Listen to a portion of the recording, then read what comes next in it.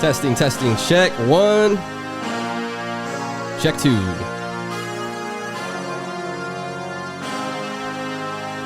How are your headphones? You want me to turn you up a little bit? No, they're good, dude. Everything's good? Yeah. All right. More of the Rich Podcast, episode 3. I am here with Jameson Cardenas. Is that how you say it? What up? That's good enough. Word. So you want to introduce yourself? Yeah. I'm Joe Cat's cousin. Might as well be. Well, we are. Oh, shit. I forgot. You're legit my cousin. We didn't know that when we first met, though. I forgot. You just blew my fucking mind right now. I might as well be. Whoa. That's a whole... Yo, this is my cousin, and I just remembered. Yeah. But... yeah, I don't even know how to introduce myself. Please tell us how we're related, apparently. Yeah, so I was going to school, A&M Corpus. You were like in Del Mar or something? I don't even know what you were doing, honestly. Audio engineering. I was studying SRT. That's what's up. And, well, I guess I can say how I met you. Yeah. Well, long story short, I was targeting you to make money off of you. Nice. Not really, though, but me and my old boss at the CCAD. You still talk to her, by the way? She hit me up one time because she's working at like... Audrey, right? Yeah. She's working somewhere and hit me up about like a job opportunity, but I wasn't really interested. Anyway, I got you. We did video editing. We were getting furloughed. We're like, let's do some freelance video editing. And I was like, dude, there's so many hip hop artists in Corpus that are making music but don't have any like good multimedia, like no photos, no videos. Still true. And so we're like, let's hit them up and like see if we can just like do some services for them. And so I did a Facebook search. I was just like looking to see like what are the artists. I don't remember when I saw you. You might have just been the first, dude. Nice. I don't even remember, but I was like, okay, this guy looks like he's serious. He has the iDream label. He has music. He has a catalog, but like your photos were just like, cell phone or something, and no videos. And I was like, let's hit him up. Then we met at Z Counter. And I remember Dang, I don't even remember that. I don't remember that. I remember that vividly because you were just like, I have like a thing about being in a public place and then someone just like cursing, like just so freely, like no one else matters, dude. And I was so uncomfortable, dude, because you were just like F-bomb, like just all over the place. There's like kids nearby. I'm like, oh my God, dude. But we did that first video. I definitely don't have a sensor either. I don't think I do. Like I still would do that. Oh man, dude. But yeah, we did that first video for, Digital Topics. That was good. And we did it like at my brother's house that we were renting with a green screen. And I remember like we did it, but I think it was like a rushed project. Me and Audrey rushed really hard. It still came out pretty good. It came out okay, but I remember telling Audrey like, man, I don't want to charge Joe Cat the full amount because like it wasn't what it could have been. And you know what? Shout out to Carlos because he's the one that coughed that money up. Oh, snap. Yeah, so I mean you helped him out more so than me. Dang. Yeah. Shout out to Carlos. Yeah, and he's one of the both of y'all are in that pocket of like the very first people that ever believed in me. Oh, snap. Like I definitely think like you guys had the intuition to think like this dude's going somewhere and like really believed it wasn't just like I get you're saying you're trying to make money, but would you try to make money off somebody if you couldn't make some good product from it too at the same time? Yeah, that's the whole point. Like, which I guess is why we clicked because like we cared about what we did. That's a good point. And it wasn't about the money at the end of the day. It's about having a product, like a portfolio that you're proud of. And so the same went for me and Audrey. Like we didn't want to charge the full price because it just wasn't something to be, we weren't as proud of it as we could be. So we're kind of looking out for you. I guess we were really, because it wasn't about what we made. That's a good point. Damn.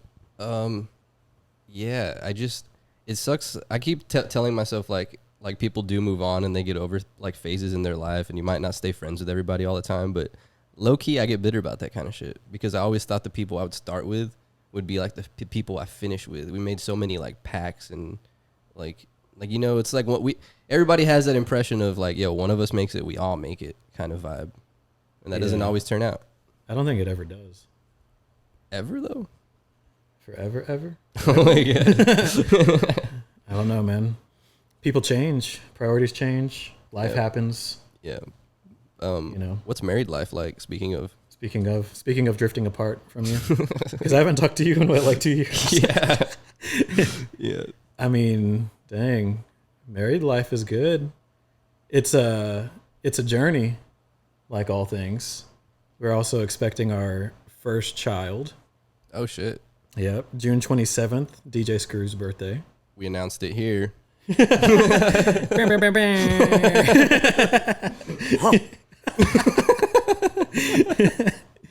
But yeah, man, we talk about it all the time though. Like when we first met, I was dating her when we were doing these videos for you in Corpus, dude.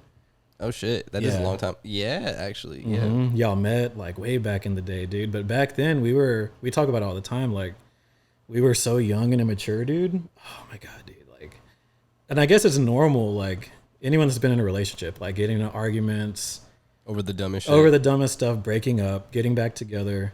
But a lot of what we were doing was rooted in just like old behaviors, like selfishness, just things that like baggage. And so we had to grow and mature together. And we loved each other enough to invest in each other and put that effort in, which is where we are now. And so it's how'd you know? Like, when did you know, like, you know what, this is the last, I'm going to finish here, like, checking out? I don't even know how to explain it. Like, I just did. Like, I was just willing to try and overcome like these little things. Like I'd be all upset and in my feelings for like little stuff. But I was like, man, I just didn't want that. Like I wanted to work on things. I knew who she was. Even though we weren't where we wanted to be, I knew where we wanted to be. And I admired who she was then and who she wanted to be herself. It was just it's a whole web. Did you ever tell yourself like, man, if we get to this point, then I will consider something, or like if you grow to this extent with me or something, like? No. Like did y'all ever plan like, let's make a business or anything crazy together? Like, did you ever have any crazy goals that you wanted to achieve with her or something? We collaborated a lot on stuff. Like whenever I'd make beats or like do freelance like video or graphic design, like she would be there to support and because she's like a finance like wizard, and so she would help like operations and like give me tips. And so like she still is to this day. She's like, if I ever wanted to go like full-time freelance, she was like, I'd support that. And so she's just supportive. And what would you do though, freelance wise?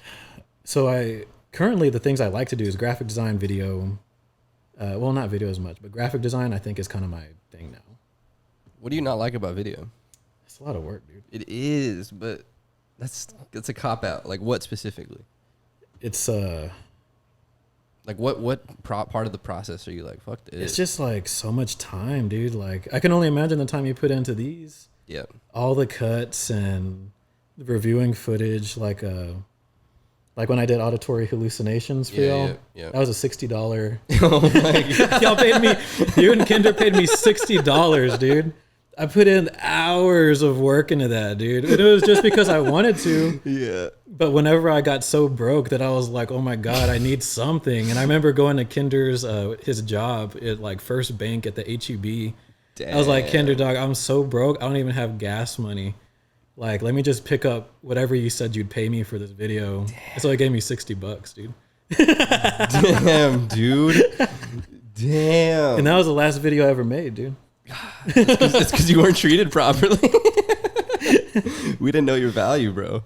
But damn, that's real shit though. But you need like a crew, dude, to like do real good videos. Like, and it's just a lot of effort, dude. Honestly though, while we're on that topic, I'm trying to make myself, I'm like, you know what happens if I go hard for a fucking month? What would happen if every day I went daily and uploaded something every day? I'm like, I really want to do that experiment because I've seen videos of people just saying I did that for a year and this is what happened. Yeah. But I want to even try to see if it's possible. But I think it would have to be like, I can't be doing long form shit every day. Yeah. You know what I mean? Like maybe I do like a 10-minute news segment on Fridays, which is what I'm considering. Like here's the shit recap for the week or something. Yeah. Or like homie was asking you to do like another album review. Oh yeah. Well, that's already something I do. Oh, okay. Like, so I need to figure out like, how do I feel like the Monday and Tuesday of my week with easier footage? Yeah. Easier topics to upload. I'm trying to diversify your bonds. Kind of, yeah. Yeah. Where does Bond? Where's Bond? Yo, you taught me that Word is phrase. life. You taught me that phrase. Man, we got a lot of dumb insiders though. It's kind of funny. Yeah. What were some of the things that we were holding back from talking about until we got on? Oh man, I don't remember any of them, dude. Okay, well let's go back a little bit. Okay, so you heard my beats. I let you hear everything I'm working on. Yeah. Before we got on here. What do you think? The fact that I'm trying to become a producer. Well, first of all, like you said earlier, I believe in you. Yeah. You and Kinderr, like, I knew y'all, when I first met y'all years ago, I knew y'all had something, dude. Like, whether it was, I mean, like, there's ambition, there's talent. So I'll just start with that. But I think you just have like you just kind of have, you have the drive and you have like the ear to do production, I think. And like you were saying, you spent like 2 weeks just like diving into the plugins. Like there's so much to learn. Yeah. And the more you do that, and just like with video, the more you just kind of release stuff and you just kind of polish, and like the better it becomes. So The flow of things gets easier. the flow of things, the technical like production of stuff, you know what I mean? So it'll happen. You know? Yeah, I think I was just telling you, like, I don't know, like what it's one of those things where I always wanted to do it, but like I said, I associate music production with like a super high level of intelligence. So You don't think you're intelligent? it's not that. It's just like I didn't think I was smart enough. Oh. Yeah. Like to figure it out. But just like anything, dude, like YouTube's everything. Like you take your time and you Google some shit. You can figure anything out if you Every really time wanna that you know. downplay what it takes to do it, you always kind of have like, I notice you kind of have like a tell, like you're kind of like, you know, but anyone can do it, you know, like anyone can figure this out. Like, you know what I mean? Like you're just like, Because I believe it. I don't think I don't think I'm special. You know what I mean? but everyone has something special in them, dude. You know what it is? It's because like I need to be good at one thing. So it's hard for me to be like, I'm great at this and I'm great at that and I'm amazing at this too. It's hard for me to accept that. You know what I mean? To be a jack of all trades, or Yeah, I guess. It's just I don't think I'm a great producer. I think I'm good. but I think everyone's their own biggest critic, dude. I guess. Yeah, I guess you're right.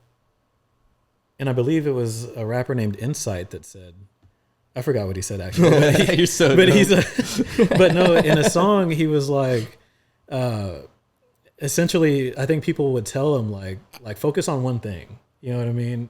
But he's the kind of guy who's dabbling in DJing, production, distribute. Like he's doing his everything himself, do graphic design, rapping, like everything. But he was like, that's just not who I am. Like I'm a multitasker. I just do everything and I put everything I have into what I love to do. So like, I don't think there's a rule that says you have to be good at one thing. It helps to specialize and focus and hone in, but I don't think I'll ever be good at graphic design. That's not anything I would ever want to do. yeah, Like I will always outsource for graphics. I'll always outsource for like mixing and engineering. yeah. 'Cause I know what I'm not good at 100%. And sometimes it helps to have those people that only do that. You pay them. You don't have to worry about it. You can focus in on the things that you do want to do. That's an interesting topic because think of how many rappers just want to rap and they don't care about the business. They're just like, just let me rap. Give me the deal, take the cut, and let me go make my art. But then they can get messed over, right? Like, For sure. And I just did an album review of Morray. Do you know? oh, he did that quicksand? Yeah. Yeah. I like that video. You can just tell that he's feeling it, dude. Like he's just, You're going to like my review then. I'm glad you said that. Dude. because he can feel it. Well, I dive so deep into like, I like that this guy didn't change. He's the same person. He's just in his like jean shorts with a t-shirt or some shit. And it's like, yeah, that video was super cut and dry on the spot. If you've heard him talk about it, it's just come outside and do this shit real quick kind of thing. You can like, see the people around him, like what you would expect in real life. Like they were just like there. They're kind of awkward. in the They weren't background, really just chilling. They weren't being too showy. Like that's just what they were. They're just there, which was real. And I don't know if you've heard the album yet. Have you heard the album yet?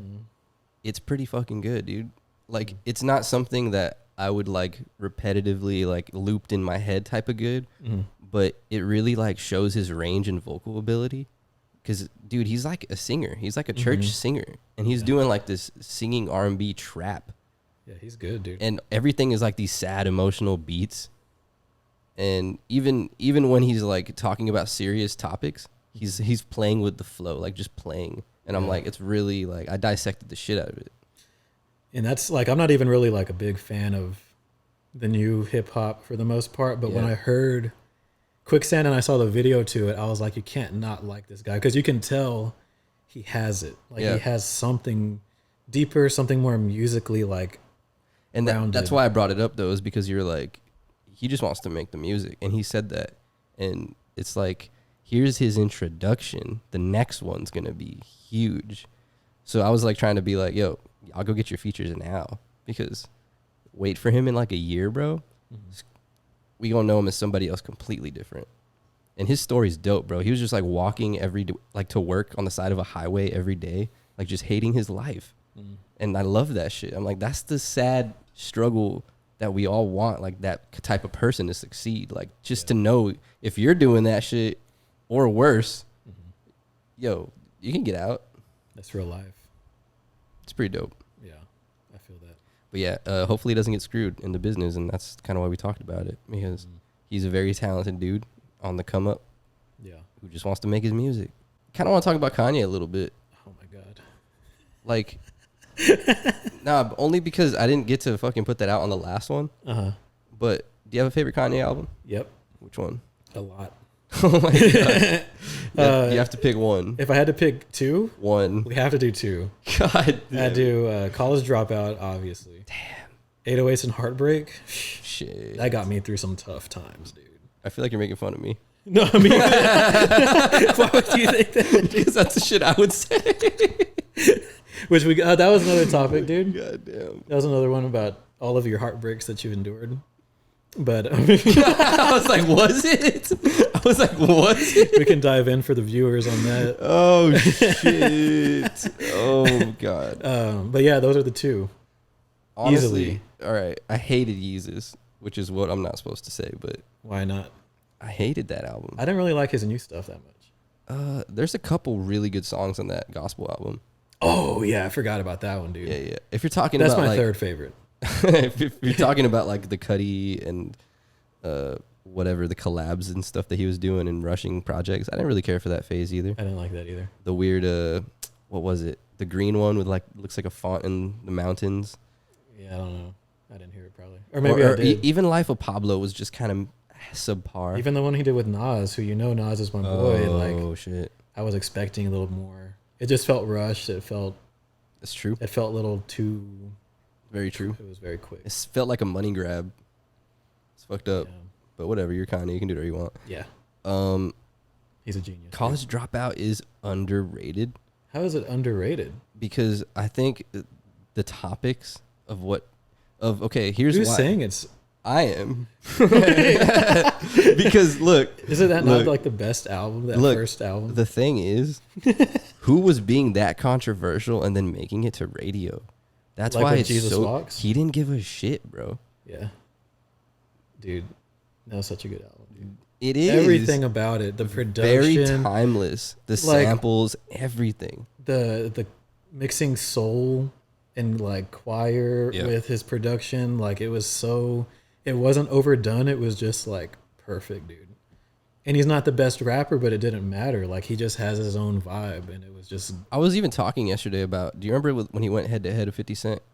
I remember it briefly. And 50 Cent dropped Curtis, and Kanye dropped Graduation. You ain't gonna beat Graduation, bro. That was a good album too, bro. What? All of those albums God. up until 808s and Heartbreak for me are like. Bro, really I solid. skipped school to go buy 808s.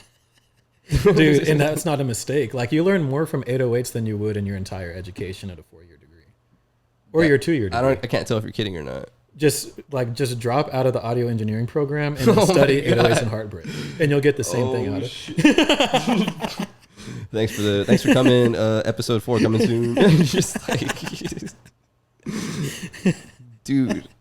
But right though, man, sonically, it just pushed so many boundaries. It was incredible. He was going through like some shit where wait, what is he doing with this auto-tune on every song? And why is he like crying? But it was just right, dude. Even that Cudi introduction, welcome to Heartbreak. Oh yeah, that was classic. And I can't. And he let it breathe for like 3 or 4 minutes. Yep. Like, or you're talking about like Say You Will with the intro. Yeah, he let that breathe for like 3 or 4 minutes, and I was there for it, dude. Yeah. Super nostalgic right now. Is it because we're related? What's the deal? I don't know. I didn't know you were into that album so much. That's my favorite. I remember Kinderr was talking about like Street Lights. I remember he said that inspired him. Let me tell you a stupid weird memory I have for this album. Me and like 4 dudes tried to throw a party one time, or 3 dudes, and nobody came. Mm-hmm. And we all just like in the living room, like laid in this circle with our head down like against the floor and just listened to that album all night.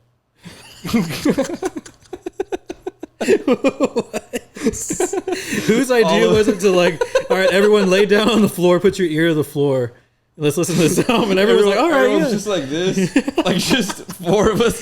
Did all of y'all experience, like, was there a pattern to it? Was there just a lot of floor space, or was it like a domino perfect pattern? effect? A perfect pattern, like 4 like get 2 across from each other. Yes, touching, and then no like, heads, all our heads in the center. And we're like all just where the tops of y'all's heads, like we're not touching. Y'all's frontal cortexes we're touching each other. A very emotional night. Just everybody just on repeat. And then everyone talked about at the same time, like what they were thinking of. You know, no, but an even better question is which album could you play all the way through? Oh, wow, that's a good question. Yeah. If anything off of the top, 808s and Heartbreak, right? That can be done. Right. Easily. God damn. But nowadays, albums aren't really meant to do that. You're right. But I think the one that we're forgetting that was really important, My Beautiful Dark Twisted Fantasy. That was a good album. Wasn't my favorite, but I liked what he was doing. Dude, everything about that project screams like this is what fame does to somebody. Mm. For real. My favorite track was where the RZA just came on for like 4 bars out of nowhere on a... Was that like... I'm So Appalled. Oh, yeah. Dude, that was a crazy record, dude. I think that's what... The tracks I don't really like are like when I was telling you about like the guitar and amp over the vocals. Mm-hmm. I don't really fuck with that, but it's still a good song. Because if I don't actually like the song, I still am like, yo, the production's crazy. Yeah. And that's all that matters. Yeah. It's kind of crazy. Yeah. I wasn't really a fan of like the subject matter, I guess. I couldn't really get into like the lyrical content of that album as much as his earlier stuff. That's just me. I'm just a person. I got you. No, you're right. 100%. He just started getting into like, here's a metaphor and yeah. Anyways. But yeah, why don't albums like most of the stories? Most of the tracks on albums today are just like afterthoughts and fillers, which goes to back, make room for the single. Which goes back to what I was saying, because Morray's album, you can tell it's been like organized in the sense of like, you know, you can tell when something is an outro, and I'm like, oh, these were strategically placed in this order. But I also don't like that. Why do we put all the best shit first? I kind of hate that because no one's gonna listen to the whole thing if the first couple suck. Well, people have a short attention span now. Everything is on demand now. Like I just go on Spotify. It's like, oh, new release from someone I listen to. I'll give it 8 seconds. If I'm not vibing it, then I'm gonna skip. Damn. You know what I mean? Like that's just how it is. That sucks. It's so true though. Unless you know that this person is about to take me on a journey, and that's what their music does. Otherwise, I'm just gonna listen for what I like. Yeah, and it seems like you probably have that luxury if you're already successful, that someone might listen to all your shit. I guess you need a reputation for it. Like someone was telling me about like Tyler the Creator had an album, and I'm not like a fan of his, just because that's just not my taste. But like there's, I guess, a podcast that like dissects like entire albums, and whenever I know that things are intentional and everything that they're doing is intentional, then I'll listen to like, I'll give it a chance. Like I never listen to his stuff and then I listen to that album, like start to finish, just to hear like what he was going for. So, trying to think of some controversial shit. Great. Nah, because yo, okay. I'm like, I don't want to touch on something crazy sensitive, but we were talking about, I don't even want to say like our distaste for police. We were kind of talking about that. Oh my God, dude. Where do you think that comes from though? Do you think like mass population has just been taught to think a certain way? It's the is it the rhetoric? don't think it's the rhetoric. I just think there's history to, I mean, it's just minorities in this country haven't been free or haven't had rights very long. And even when we did, there's systematic things in place, including law enforcement, that make things challenging and all of these things. I don't want to like go too deep. So it's just we know the statistics speak for themselves of incarceration rates, all that stuff. So like it's I believe it was a great American poet, Kanye West, that said, racism's still alive. They just be concealing it. Yeah. Yeah. I mean, it's just there. Like there's no, I mean, it's the same thing for slavery though. Like we're all slaves. Kanye. We all slaves. I mean, and he brings up a good point. Yeah. No, just kidding.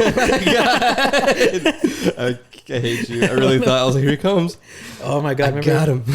As a tangent though, remember that time, I remember you were trying to educate me on the Illuminati. Okay. You remember that? No, but go on. I was telling my wife about this yesterday, and we were in that old little outhouse that you're in, that porta potty that you're living in. And I never lived in such thing. I remember you, and you were Googling like Illuminati, like images, and you were trying to tell me about it. And I didn't know you very long at that point, and I was just trying to be polite. And I was like, "Oh, really?" And I guess you saw like that I was insincerely showing interest. And you just started laughing so hard, dude. That's what you remember. Oh man. Yo, there is certainly world power out here though, just to get that straight. I don't even want to talk about that. I don't know anything about those controversies or the conspiracies, dude. It's not a conspiracy. But you know what? Let's not go there. What do you mean, though? Let's not go there. Is it like certain families? Yeah, we know that. I just don't know about that. Oh, shit. But even if we did know about it, what does it mean? It means that you can't take everything for face value. And you have to think about the intentions behind everything that's being in play, because there's an agenda behind everything. But isn't that true about everything? No. What do you mean? Only be like if we're talking about like politics, That's and we're agenda. talking about laws, Yeah, and we're agenda. talking about like presidents. Agenda. Yeah, but that's not everything. What doesn't have an agenda? Like what the fuck I'm going to eat today. It just kind of comes as it goes. But everything that's Like who's going to go play basketball with me and who's going to win the game. You can't plan that. so pretty much any decision made on behalf of other people is Yes. a political agenda. Typically. I agree with that. Yeah. Yeah. But this also goes in, this is a controversial thing. Do you believe we have free will? Oh my God, that's like a Matrix question, dude. I mean, I have an answer, but Is there a glitch in the Matrix? I just want to know what you think. Free will? I never thought about it. I think we have enough. Even the thought of having it is good enough for me. I'll just put it like that. I don't think we have free will. Who's controlling you? You've already made the decision, even though you think you have a decision. But is that based on patterns? It's based on the life path you chose before you came here. Like right now? Before you came to Earth. Before you accepted, Oh, you're saying you were destined. yes, before you accepted your life journey in the Akashic Records, right? The what? So, see, What's the Akashic Records? he says we have free will. My mind Bro, is we an have free organ. will and the power of choice. I think that's the illusion, though. I think we want to believe that we have free will. But isn't that good enough? No, it's not. Right? It's not, because I think it's a cop-out. I think free will gives you the excuse when things don't go your way. What do you mean? It allows you to make an excuse when things don't go your way because you think you made the choice.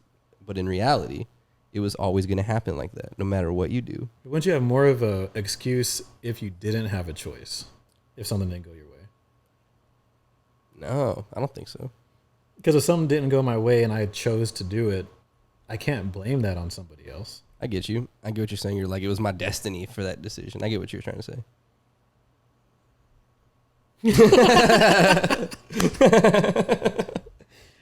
But I feel like went a little too deep.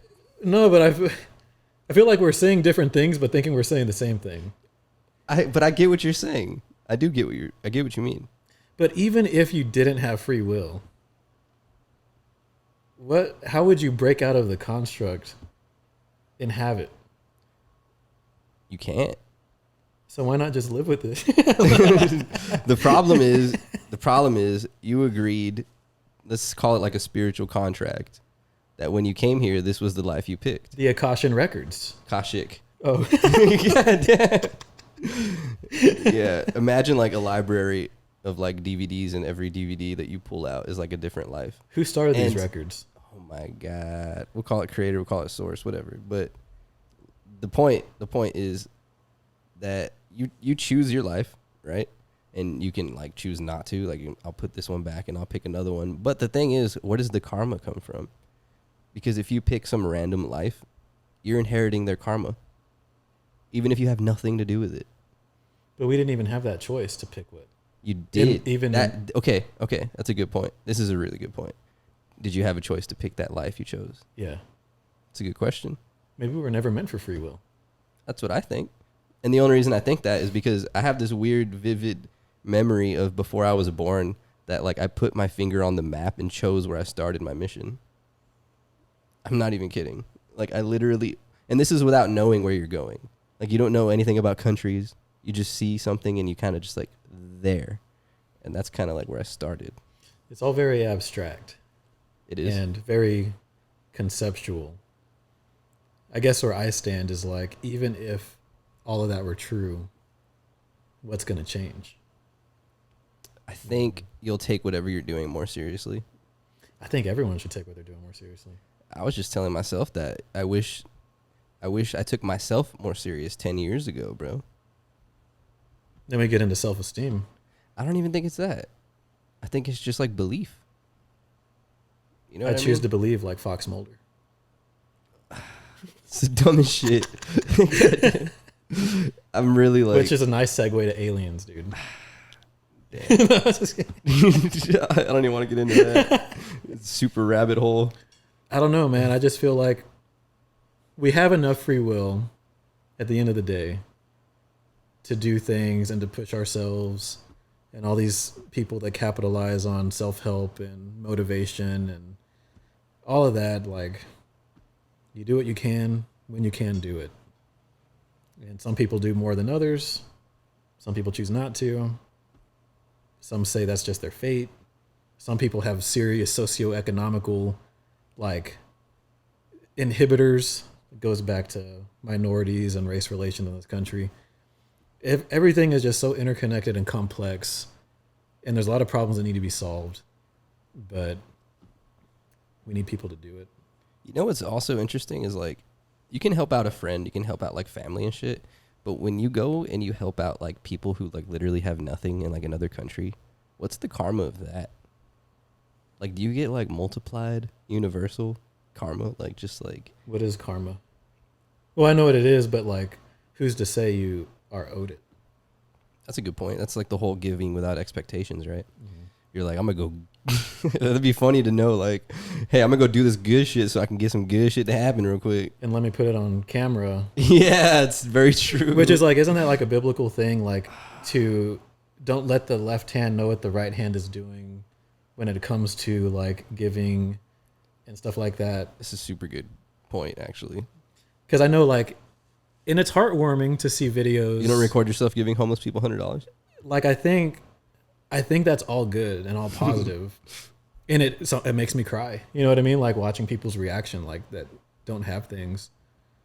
But I don't want to be that person to say the other side of the coin is it vain? You know what I mean? Like, is that the motivator and whatever? But I think a lot of people need help, and they're doing something. What a weird thing that, like, yo, I'm going to do this nice thing so other people can see that I'm doing nice things and think that I'm a good person. That's weird, right? When you put it like that. Yeah. It's a double-sided coin. And that's why Jay-Z's so smooth about it. Yeah. He doesn't say it himself. Other people go, Jay-Z finally silently donated to this, and it's like, oh, now you look cool because you didn't tell anybody and someone else told. That's why it's cool when someone else brags about you to their friends, as opposed to you telling everybody what's so dope that you did, you know? Yeah. Wouldn't you rather that? I'd rather not tell someone how good I am at something. This is a super great topic. I'm not even kidding, because you don't know how many times I'll be having conversations with people and they don't know shit that I, like anything I do, because I don't tell anybody anything. And then when they finally find out somehow, why didn't you, you held your cards super close. How come you didn't tell me that? And I'm just like, you know? Yeah. But like, personally, I admire those people. So why would I go brag about some shit when I don't need anybody to know anything? Like, yeah, it's a very interesting topic. Like, a lot of people don't grasp that. I think with your music and stuff, everything, dude. Like, even just like with the work that I've done and hacking and bullshit. Like, when people find out that, it's a whole nother, bro. You don't know how many memes I get for like coding, and I'm like, this is dumb. I don't even relate to this. Stop trying to relate to me. oh snap. Yeah, it's so dumb. Like, you find out I do one thing, and now you try to like overcompensate with my interests, and I don't even care. That's a weird thing, bro. That's another reason I don't tell people shit. I'm like, don't make assumptions, please. Yeah. Like, I'm not some crazy coder, and everybody thinks I'm a crazy coder. I didn't even know you code. I'm not. I just said that. Like, it's not the definition of a hacker anyway. Oh, you're a hacker. I'm just saying, like, God. Nice sidestep. Hey, I'm so done with this. God damn. So, what'd you think of the coffee I made for you? Oh, it was good, man.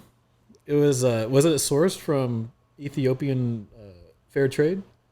It was actually little kids picking them, slave labor beans. Hey, that's what I tasted. Oh my God. Nah. It was the tears that it was grown with. Oh my God, dude. That sounded terrible. It's pretty bad. You said Ethiopian. I did. You did this. Well, the Nespresso that we have at my house is Ethiopian coffee beans. We got Nicaraguan, Colombian. Yeah, that's another good topic too, is like where you source beans from. Like, the countries, some countries have way better beans than others. Maybe that's subjective to your taste, right? But like, I fuck with Guatemala a lot. I really like their beans. Guatemala goes hard. Brazil has some good beans. Brazil goes hard. I'm like trying to think of who else got good beans. Yo, if you got some good beans, hit me up, DM me with the beans.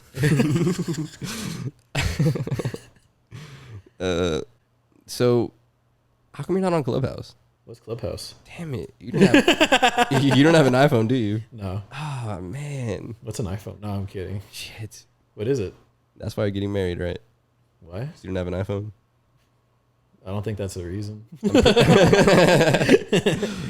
I don't know if that would have deterred or. I'm pretty sure people get married because they don't have iPhones. What's on Clubhouse?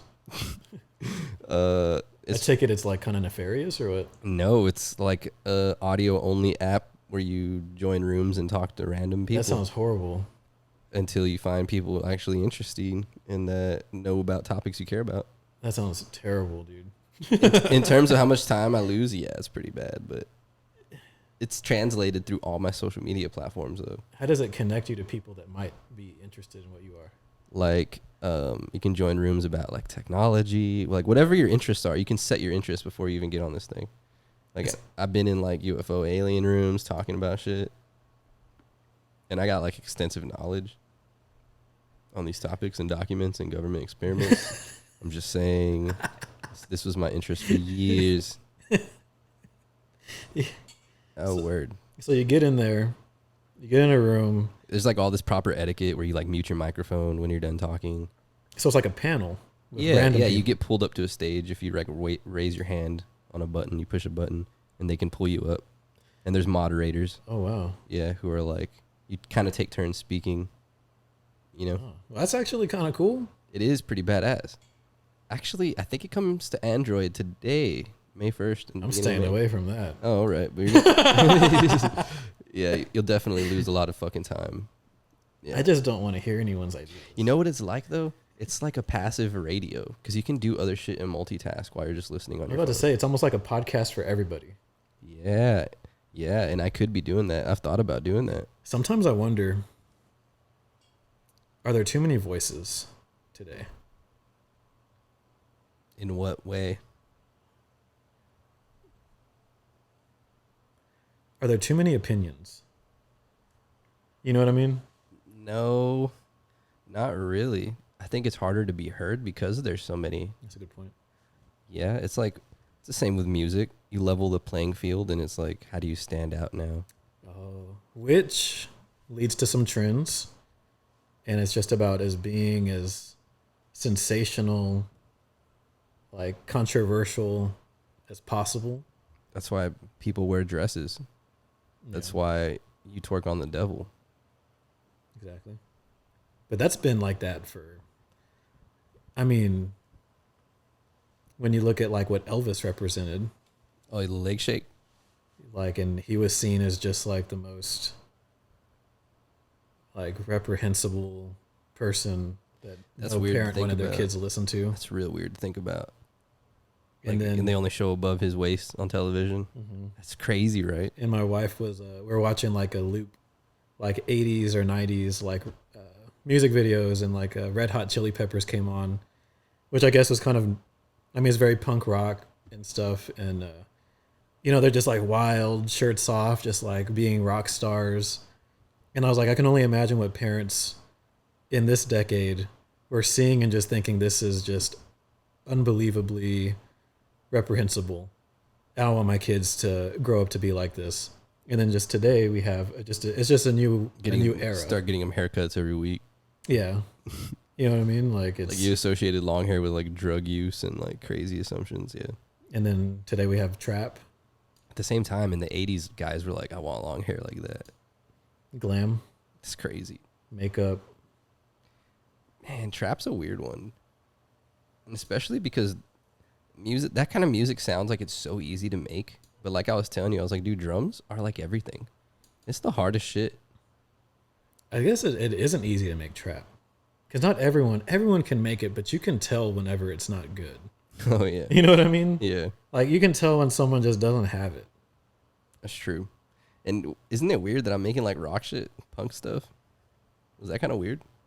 I don't think it's weird. Out of all things, though. I think being multi-genre is like, and I also think hip hop and punk rock, they're like, lines are blurred now. I feel like hip hop is punk rock. Hip hop is punk. Maybe because a lot of top 40 shit has guitars and like trap drums. Yeah. Because it's There's the like sound a, of there's a today. guitar in everything, dude. Country music. In everything. There's a guitar riff, a guitar melody. It drives me crazy. Probably just a trend though. No? Dude, if you hear the Morray album, like I was telling you, there's guitar in everything. Everything starts with a guitar. I don't know. But it's good to know that and acknowledge it so you can go back and, you know the song structure of how songs start and There's a formula. yeah. At the same time, how do you evolve music when you're copying everything? That's the $1 million question. Who's going to be the trendsetter? Damn. Because everyone who has access to make music wants to start by sounding like their person, because that's their reference point, is to sound like their favorite artist. Yeah, But those artists aren't fully evolved yet. I've never to be, done that, dude. I think See, I've always just like been influenced by so many things that I'm all of them in one. Which, yeah. Yeah. Which, by the way, I should probably show you the hidden stuff that I have been sitting on for a while. Like music? Yeah. Is it like scary to put out things that you feel are different? I think it's scary to get one upped by your favorite artist. How's that? What do you mean, though? Like, What do you mean? like, imagine working with somebody you've always wanted to work with, and then they body you, they kill you, and you're like, damn, that's the feeling I have right now. But isn't that to be expected, though? Because they have resources. No, hell no. That has nothing to do with anything. No. You mean a song that they did that, like, separate and apart from your work, they did a song. No, you're on the same song with them. Oh, Yeah, I see. and they murder you. Yeah, you can't let that happen. Cannot. Unless Eminem is like on your guest feature, then. Even then, I'm gonna kill Eminem. I'm serious, bro. I'm gonna do everything M did and then some. I'm gonna mimic M to make him look mediocre. I just think like whenever Eminem is on a guest feature, it's just to be expected that you're not gonna shine like anybody. Only because you're gonna wait for the M feature. He's just too good, dude. God damn it. His wordplay, like, it's hard to one up Eminem because of how complex. This is a good topic though. What the fuck is with Shady Records not pushing their artists? I don't really know. I'm not really familiar with that. I'm just like, do you know Shady artists though? Nope. Well, I know like Slaughterhouse. Yeah. I know they had Yellow Wolf. He came out in a movie recently with Shia LaBeouf. Oh, thanks, Eminem. He did a good job too. That was a good movie. Shout out Shia. Hashtag Shia. Hashtag Peanut Butter Falcon. Damn. But it wasn't like Joel Ortiz. Something like that. Oh yeah, and of course Joe Budden, Crooked. Joe Budden Crooked still Eye. raps. He has a good podcast. You know, he makes a few thousand off Pump It Up still all the time. That was a big track. I remember when that came out. Yeah, you're old. I know. I don't remember I was like that. in junior high, I I think. don't remember that. Damn. Pump it up. That was a classic. Doing my thing. Doing my thing. And he had a beef with Lil B. I was there for that. Oh man, you love that guy. He changed the game, dude. Oh my god. We need to give Lil B credit where credit is due. Oh, the bass god. Soulja Boy and Lil B single-handedly, I think, changed the game. And Lil You know Wayne. why I don't believe it is because at least I got to see Soulja Boy in the public eye and like hear and all the features and hear his music. I never heard shit about Lil B ever until you told me. You ever heard of this guy? Lil B And changed the game. even then, when I listened to him with you, you'd just be like, like The thing it about sounds Lil like you're B- just joking around, like you're not a real fan. At the time, we didn't appreciate it when it came out the first time. We weren't ready for it. Is the thing. We weren't ready for Soulja Boy. We weren't ready for Lil B until a decade later. Whenever we realized, wow, they influenced. Everybody's copying him. Everyone's copying them. 3 6 Mafia, I would also put in that category. But Soulja Boy, his own production, right? He was his own producer. He's making his own beats. He made dance tracks. He was feeling himself. He didn't follow a formula. It was extremely unique, and it was simple and memorable and catchy. And I remember hating on Soulja Boy when he came out because I was into like complex rap and like all this stuff and lyrical and whatever. So I was hating on Soulja Boy until I realized like, wow, this guy is a true artist, and he's like not following any guidelines. And then everyone started to like kind of do what Soulja Boy did and like started sounding like Soulja Boy, and it became about like dance tracks and real simple kind of things. Maybe I don't know if Soulja Boy came first or not, but I feel like the accessibility and the simplicity of his music, a lot of people tried to sound like him, especially today, like freestyling, just throwing out freestyle tracks. Like, I'm not even gonna write a verse. I'm just gonna freestyle it just because Why do we write him off then? Like, why did a lot of people not care? Because I feel like those same arguments where it's a double, like he didn't care. He's just freestyling. He's not putting anything into it. Lil B did the same thing. Like he had all these freestyles, but that's what made it so special, is because they weren't afraid to freestyle, just cut a record, put it out there, be themselves, do a video to it. Like that was what made it so unique, because they made it look easy whenever people won't do that. People can't be like that and get in front of a camera, make their own beat, do their freestyle, be confident behind it. You know what I mean? Like they did that. Lil B was doing those videos. I read about like how he got started. He just made a whole bunch of like MySpace pages with his music, just saturated the market with his music and different pages, just freestyle after freestyle after song after song after song. Damn. You know what I mean? Yeah. I guess I haven't really thought about it, but that is a really good point. Like, who can stand behind their shit, like confidently? I couldn't. I didn't. I still don't to this day. Like the confidence, that's kind of it. Like you can hear when someone has it. You can hear when someone is being true to themselves when they're on a beat. And that's what you hear with Lil B and Soulja Boy. And it can be imitated, but there's just a few people that are stars that just, it doesn't matter what anyone else does, they're going to do their thing. And that's why I think they were so like pivotal, because you can try to sound like them, but you can't copy what they did. My problem is like my visions are so grandiose. Mm-hmm. I can't execute for shit. Like, think of how many videos I've released since our video. That's the thing, dude. Yeah. Like Lil B does like a video, like when he was on, had YouTube, I guess, I don't even know if he still does, but when I was following him, he would just do like this real simple video, him just like doing, it was like high quality enough. And he just pushed that out. And I was always thinking like, who's he like hitting up? Like, hey, let's just do this video.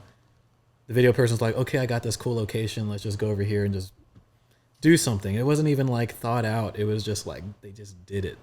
And then they publish it. I could probably do that with like older music, which I should probably do, by the way. But I'm just thinking setting is so important. Mm-hmm. And that's what I overthink all the time. I'm like, what am I going to do? Just walk outside and just start recording? Like, you probably want some kind of format or like storyboard script. And that's the type of shit also where I'm like, I'd rather pay somebody else to do that. $60 or something. Yeah. God, I can't believe that, dude. I got messed over so hard. Yo, I can't believe y'all, man. Like, no, honestly, no. I don't think I asked for anything. I never made that video with the. No, you did it. I think you were literally just like, whatever y'all can do. I think that's pretty much what you said. And I knew that $60 was all it was going to be, dude. Damn. No, just damn. Well, because Kinderr was involved in that court case at the time. Yeah. No, I'm just playing. I do think I remember him asking me for more cash or something, and I was like, I don't have anything, dude. Like, I literally don't have anything to give you. Oh man. So he might have paid for all of that himself. Yeah, the 60. Yeah, it might have been all Kin. Yeah, that was all. That was, he gave me that out of his own pocket. I believe it. You didn't contribute anything. But even if you get a camera and it's like, all right, let me just make some content, and you go outside and just shoot a video, I guess like I mean, no one should ever just do what they did. You know what I mean? But they did that because that was their brand. Like, I just do whatever I want, which is very hard to do. Like that was what Lil B did. And I don't think, that's why I'm saying like people can't just do that, because he built his image and the things he would say, like him just not caring, like the bass freestyles, just over the top, you know, like that's who he was. Even like typing in all caps became part of the brand, or like bass god saved my life, some bullshit. Yeah, like people, his fans, like, you know, it was like task forces. I'm not going to say what they were called. You know what I mean? Like, just, he had a fan base, misspelling words, like in titles. Like I remember seeing like him misspelling words in his video title. Like it was just so like single source, like just all him was the impression I got, which is why I respect him so much. And I talk about him like I'm just ranting about. No, that's fine. What he did. Because I was like over here, like, did you really like him or not? Because I couldn't tell. The way you jammed him was like a joke all the time. Because his music sounds like it. Because it's so like, it doesn't sound like he put in any effort or thought, but it's the whole package. When you look at it and you see what I remember thinking it doesn't even sound like it's mixed. Yeah, like the audio quality. His Pink Flame mixtape, when I first heard that, I was like, did he make a mistake? And like the track of his vocals just got kind of like pushed over just a little bit on accident. Off beat. It was all off beat. And I was like, what is this? Like I couldn't even like vibe to it because there was no rhythm. Yep. But I respected it. Oh my God, I'm because so done. It was so unique, dude. I'm so done with this conversation. You know what I mean? Like it was intentional. Yeah. That's what it comes down to, is like he's doing it because for whatever reason he thought it was cool. And I respect that. I'm not gonna listen to it, but it was him. Yeah. Okay. Hold on. Let's talk about Iann Dior real quick. Okay. We were gonna talk about this. Oh yeah. How do you remember this? So I wasn't living in Corpus, but You had come up to do a show in Scratch House in Austin on, what is that, 7th Street? Shit, I'm pretty sure they closed. Oh, really? I think they closed. Oh, well, the pandemic, I mean. Yeah. But it was right next to that... Some badass Japanese spot. Yeah, I forgot what it's good. called. That was dude. good as hell. Yeah, it's a really good spot. And that was when we met up with your boy, Ryan. There's someone else there, I thought. But Your old girl. someone else, though. I thought there was one more. Okay, maybe you're that one more. That was the plus one. Yeah. That was the fourth wheel. And we'll talk about your old girl later. Oh. We'll just put a pin in that and we'll get back to it. But right? Go on. I mean, I feel like we need to. Go on. Oh, So anyway, we ate, and we'll get back to it. the face is priceless. I'm gonna put that in post. It's gonna look real good. Trust me. But we go, and it was, I forgot who the headline. I never heard of the artist, dude. Just because that's not my cup of tea. I think it was Chapo. Yeah, I never heard of him, but I know he had like a pretty good following. Yeah. So there was like a million openers, dude, at this thing. I mean, it started like at 7 o'clock, and he wasn't even on. Oh, I left at 12:30 that night on a work day, and he still hadn't gone on. You just started your set, dude. Promoter wanted to make some money. Jesus, man, there were so many openers, like 2 stages. Everybody wanted to say they opened for him, and everybody paid for those. And spots. like as those performers finish, the crowd the crowd thins. Yep. Because most of the crowd is going for the openers. Yep. You know what I Which mean? never hear, but it's hilarious. But I mean, that's just the reality.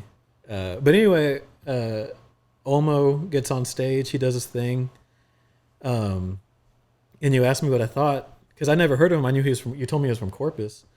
And I was like, and also keep in mind, I'm more of that's not really my genre or anything, but I was just like, he has the look, he has like the sound. That's all I can really say. I'm not really an aficionado of that kind of music, but there was something there. He had something. And then I think I found out somehow, I don't know if you told me or something, but I was like, Iann Dior, and I think I just Wikipedia'd him because I think I maybe heard him on the radio or something. And it was like, he used to go by Olmo from Corpus Christi. I was like, holy crap, dude. Like, Yeah. wow, that happened fast though. Yeah. Because I watched remember like that show, he was still Olmo. And it wasn't really that long before the Iann Dior stuff came out. And I was like, how did that happen? You know what's crazy was the very next show. I think it might have been San Antonio. If not, it was definitely that show. So I post a story with him, right? I tag him. He shares it. And then the people that discovered him, Internet money, right? they were looking at my stories. And I remember tripping, thinking like, do they care about me? Like, why were they looking at? No. They fucking sign him. They fly him out. He deletes all his social media, and everything changed like instantly. What did they see his performance, or they just maybe heard his SoundCloud no, or they something? saw that performance. Wow. Which is crazy because I always wondered. I was like, did my video have something to do? Because it literally instantly after that. To be fair though, he did pay like 4 G's for like a video that he never released with him. So he went, paid him all this money for like the videographer in the group.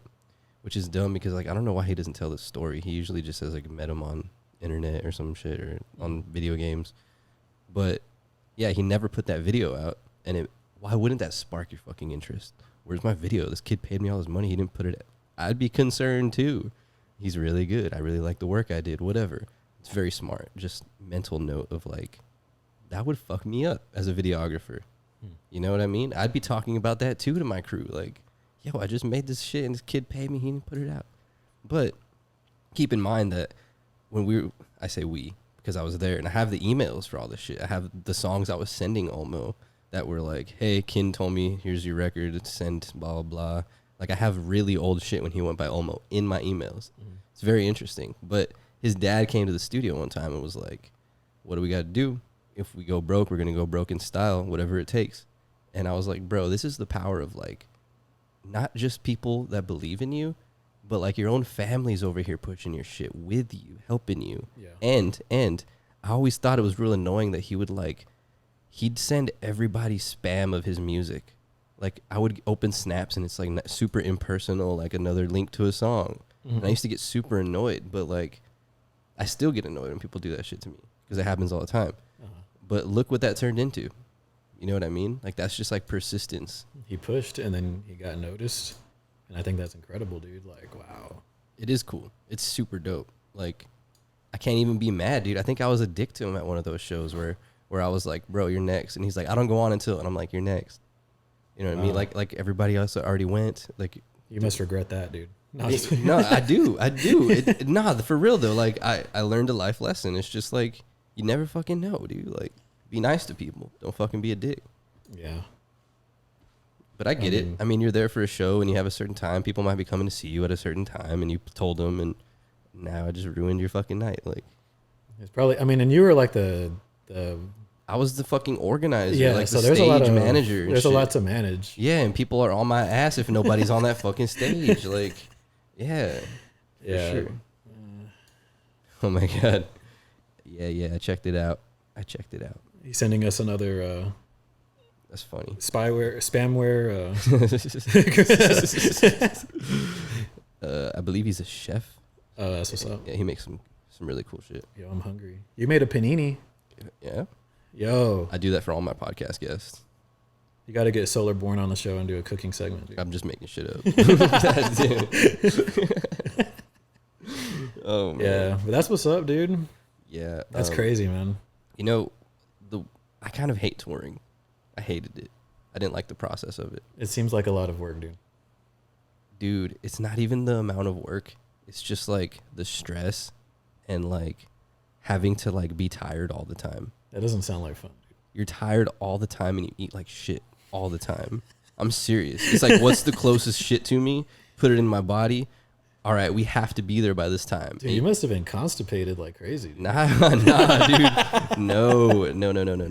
The coolest part for me, though, the coolest fucking part was that I'm running the ads for all these shows. And all these people came because of some advertisement that I ran on the internet. And it sold out. And everyone's getting down. And nobody knows, like, I'm kind of the reason everybody's here. Like, not literally, they're not here to listen to me. But on top of that, all the shows I was throwing in marketing, I'm collecting royalties on that. Nobody knows that.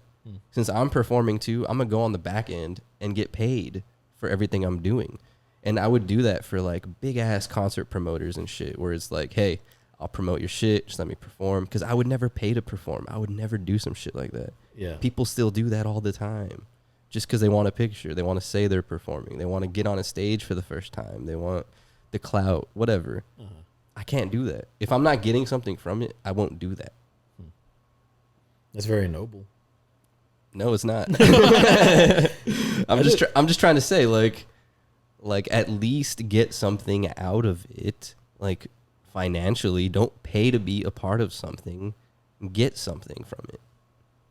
And that's super hard to grasp because it's like, how are you going to provide value to somebody that's throwing a show? That's the question. You know?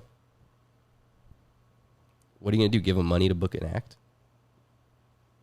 Wait. I'm like over here, like I'll run the ads and I'll bring people to your fucking show. So you pretty much took a leadership role. Yeah. In exchange. As opposed to being like, let me be a headliner or whatever. Yeah. And pay me to do it. And then you market it and you're responsible. You instead essentially marketed yourself as a concert promoter. Yeah, I guess you could say that. And in exchange, you don't have to pay me. Just let me get on stage. Let me do this shit. Let me perform. And then I go collect the royalties in the back because I can prove I performed. The performance rights organizations pay you for those performances. Imagine how many people out there just perform on stages and don't even know that they could be collecting. Oh, so it's like an alternative form of... Yeah, correct. Which would probably, I assume, it's more lucrative than to ask for a flat fee.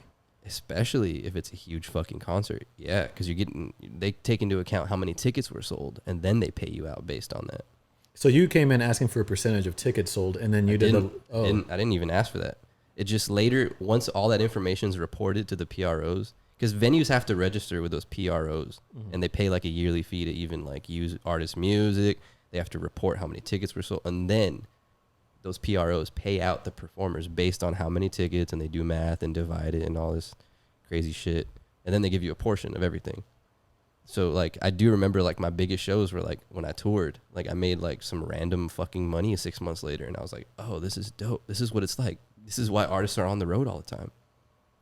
It's not even for the cash to show up. It's for the shit you get later.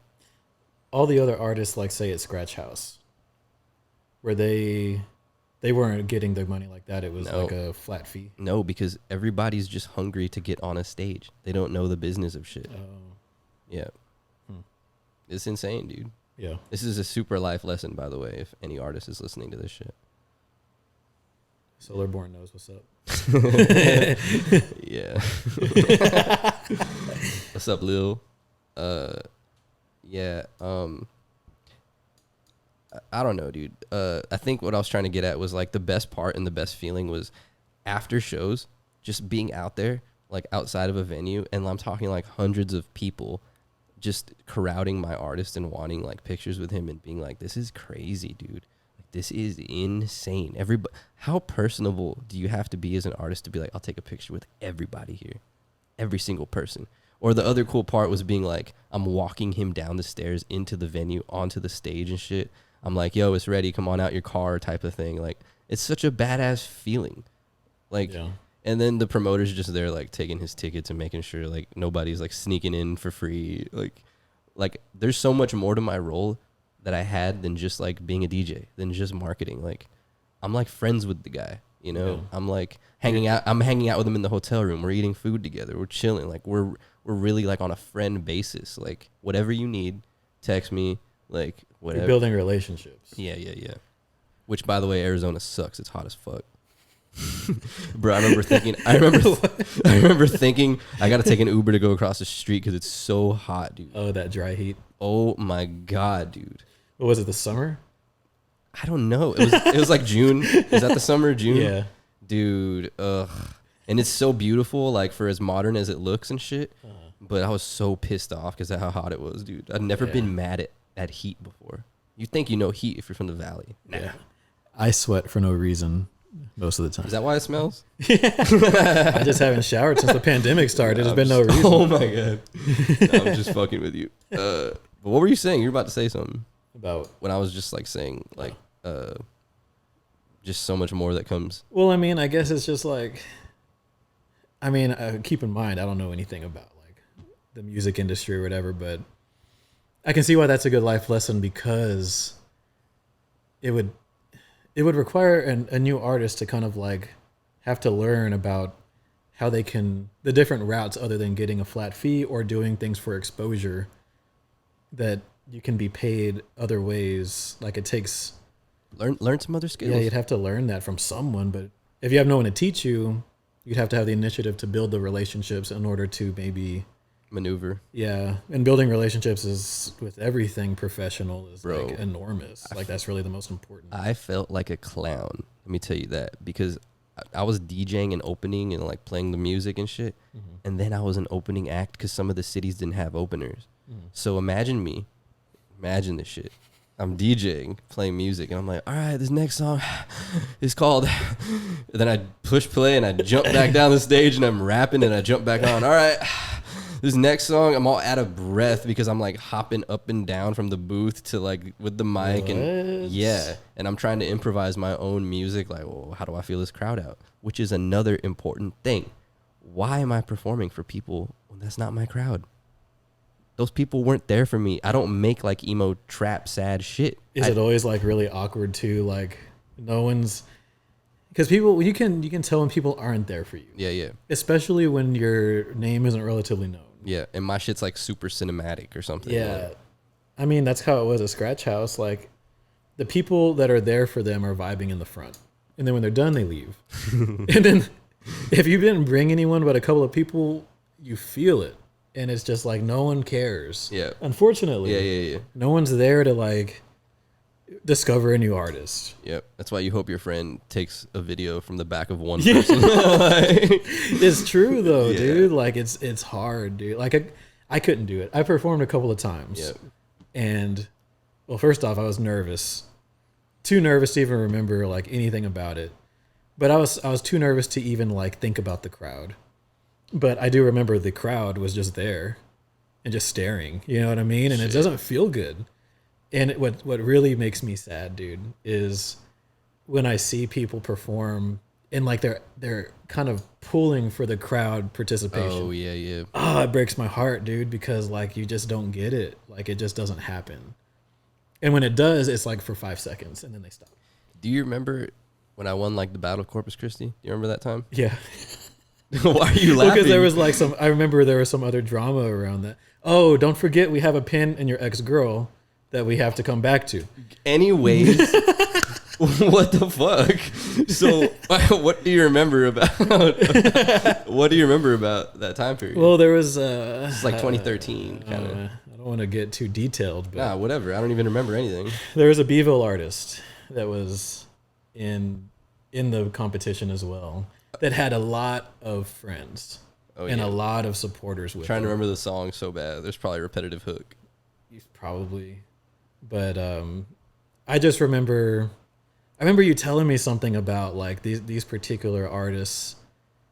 Maybe like afterwards, or maybe like talking crap or something. Like, you know, like clearly we should have won or whatever. I don't know. I just remember that. That was what I was referring to, and that's kind of makes me sad. I mean, I won. Yeah, you won. So what am I mad about?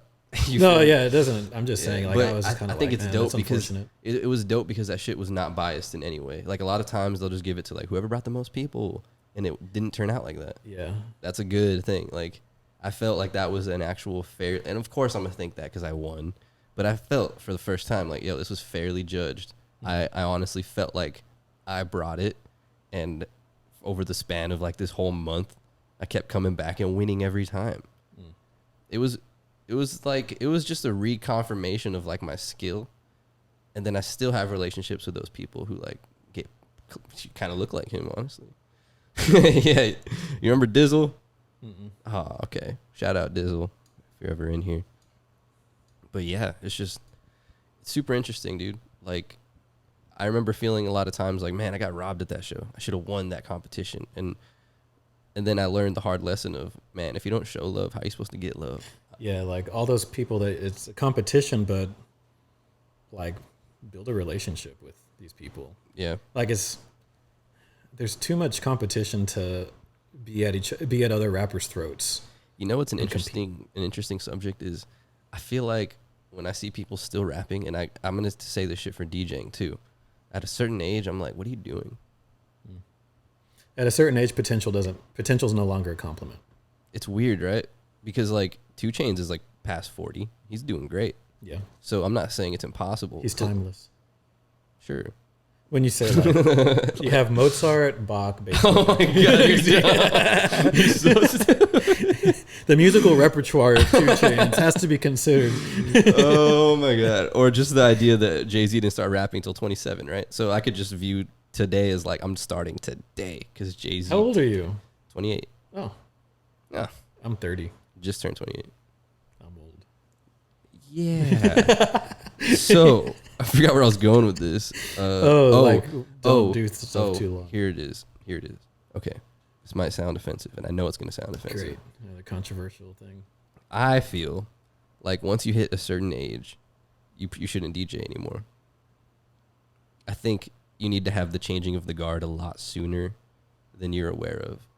And I only DJ'd for 2 or 3 years, like really seriously and shit, right? Unless you're getting paid a shitload of money and someone's booking you, that's different, right? Unless you're some Steve Aoki, some successful thing in other venues, right? Okay, fine. But my point is like, it's a real job. If you're not keeping up every week with the new shit, like every day looking through record pools and getting the newest shit, looking for the best remixes of the old songs, like I should be able to hear some shit from the 90s or the early 2000s over a brand new beat every time I go out. Because I get mad when I'm like, yo, who's this old guy playing this old shit from like 10 years ago that he's stuck in this time period? And I'm seriously like, dude, you don't know how many gigs I've given away. Like I've given a lot of, I turn down DJ gigs often. I'm not going to go to some shit if I'm not personally First of all, like being paid what I want, what I think I'm worth for one, which is the nicest shit. Because, dude, I do get hit up by like a big venue and they're like, yo, we got this big artist in town and will you come? And I'll negotiate my actual price and then I'll go, right? Mm-hmm. But at the same time, I'm like, I'm kind of old for this shit. I don't know what's popping anymore. So I'm not gonna put myself in those situations to play the same old shit that I like from 10 years ago. Because I will do that. I have a playlist which is like my Spotify shit, and it's all my favorites. And if you know me, you're gonna know I'm gonna play the same shit. Yeah. But yeah, that's my rant. But I mean, sometimes people want the old school. Sure. So then go put out an ad for looking for old heads. But sometimes the old heads can blend like the old stuff with the new stuff, really. Yeah, and I agree. Their knowledge is definitely more extensive on the music history, and they know more songs and more shit. But my peeve comes in when you don't know the new stuff. Like you refuse to know the new stuff. Yeah. Like, because like I said, it's a job, dude. Like I used to wake up and just listen. Do I like this one? I give it like a whole 2 minutes, and I'm like, all right, next song, I want it. And I'd be downloading all day. Can't wait to play this one out tonight. Like some dumb shit. Like, you know what I mean? Yeah.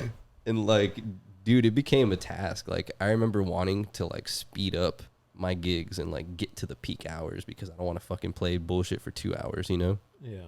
Filler music until someone gets in here, you know? And dude, this is a funny one because I remember Kin was always a dick and he wouldn't play shit unless you tipped him money. Always an asshole with it. And I would be the one that comes down from the DJ booth like, I'm sorry, I didn't have your song. Like, is there anything else I could play for you? I'll download it for next week if you come back. Like making super sad excuses, like feeling like care shit. about the customers, dude. I do. And it's super dumb because like I'm like, they're the reason I'm here. Hopefully you come back and I'll have my job still. I mean, we're so dispensable. I feel that though. Like I relate to that. I remember outpricing everybody and then people being pissed off. It's like, yo, you can't be DJing for $50 fucking. That's a good way to really make the DJ community hate you. Because that becomes like the standard. Yeah. Yeah, they're like, well, the last guy did it for, I'm not paying you more than, and it's like, but you're just starting out though. Yeah, and that's what's fucked up. Somebody just starting out can come and replace somebody that's been there forever because they undermine their price by like a quarter of what they should be getting paid. Oh. Yeah. It's a tough gig, dude. It is. That's why I say you're easily dispensable. Dude, you have one fucking bad night. You play the wrong shit. You piss off the owner. Like, why didn't you do what I said? That's it. Good luck. Now you have to go stress about your gig for the next week and go find another place, like go knock on door. I've done that. I've literally made days where I went venue to venue. Hey, do you guys need to, hey, this is the music I play and my name is, here's my social media. Like, dude, and you have to do this convincing work and it's bullshit. I fucking hate it. I hate it, dude. Yeah. And it kind of makes you spiteful because you're like, man, once I'm popping, I'm never coming back to your shit. Like, you know what I mean? Like, I tried. I tried to get in early for you. Wow. Yeah. I mean, that's real though. Yo, one of the worst ones though, DJing at a strip club is a whole nother level, bro. Like, it is another level of indispensability. Not even that. It's just like, I was too nice to the girls. Let's put it like that. Like, I'm way too respectful for women where I'm like, oh, you didn't make money? It's okay. You don't have to pay me anything. It's fine. While like other dudes are like, yo, give me my shit. Like, you're supposed to be aggressive with these girls and like, you don't know who's lying. And like, a lot of times some people are on drugs and you don't give a shit and they're doing whatever they want, you know? That sounds like a world I do not want to It is fucked up, bro. You know how many like threesomes I turned down? I'm just saying, like no other gig is like sex oriented. Everything, like people touching you all the time. That like, sounds absolutely horrible, dude. Get flashlights, get your hands off her, like shit like that. Like, guys don't know their boundaries, they don't know their limits. You see a lot of shit. You see old men come in that just are paying you to talk to them. That's crazy. Saying, oh, these are my girls. Here's some gifts for my girls. That sounds very scary. It's not that it's scary. It's just like, what level of loneliness do you think these are your girls?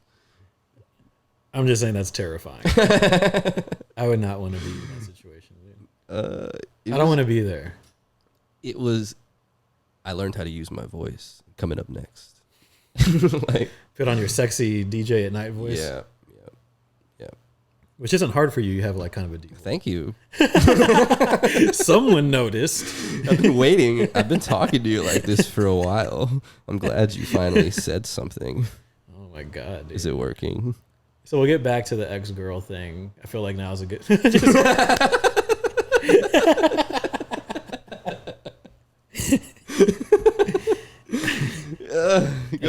Go ahead. Is that an off-limits topic? No, go knock me out. Whatever you want. What about it?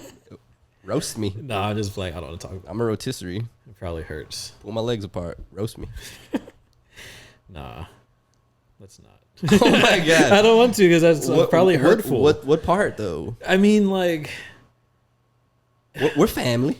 Well, like, I mean, I can only imagine how much that must mess someone up, dude. Like, which part though? Well, like the California thing. Okay.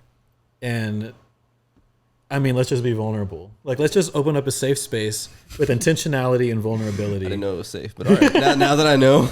But like, I mean, I can only imagine like the distrust that must breed. You know what I mean? Like to live with someone, and then that happened. I think the thing that made me question the most was I was like, was this happening the whole time? That's what you don't know. To be lied to for an extended period of time. Yeah, like was I? Am I making this up? Mm-hmm. And how did it happen? Because it happened so fast. You know what I mean? Like I left, and then it was like instant, and that's what fucked me up. Oh yeah. Because I was just like, wait, what? Was this planned? Did you talk about this? And yeah, that'll fuck you up because you don't know anything. It's the indispensable factor. Like you were replaceable quickly. True that. True that. It wasn't even like you were irreplaceable. It was like you were already in the process. You know what? I was thinking about this again. This is a really good conversation. I'm the type of person where, to be fair, I fucked it up, dude. Like, so that's why I can't be mad. I look back now and I'm like, I had my opportunity. Like, I didn't take it serious enough. Mm-hmm. It would have worked out if I wanted it to. Wait, which one are we talking about? California. Oh, okay. So here's the thing. I remember going to Hawaii and being like, yo, my life could be set right now. Like I saw everything ending, like where like I could tap out, might not see my family very often, but I'm in paradise type of thing. You know what I mean? Mm-hmm. And then I was like, but life would be too easy. And that scared me, knowing that like I wouldn't have to work super hard for anything anymore and I could figure it out from here and everything's coasting. Mm-hmm. That scared the shit out of me. And I ran far away from that. That's why I say like I did it to myself, even though I was mad. You made yourself emotionally unavailable. If that's the word, if that's the term, maybe. But it definitely scared me because I'm like, I don't want to have an easy way out. I don't want someone to say that I was given something. I don't want, you know what I mean? Yeah. Timing is everything. And then your goals were different. You just wanted, you're an artist. I know other artists, well, one in particular, he's also a close friend who I haven't talked to in years, but we'll always be close friends. Just like I can come in here and talk to you. It's the same with him. But he did the same thing, essentially, was like engaged. And then he just like woke up one day laying next to her, just like, this isn't for me. Like, I can't do this. Like I think he was saying like,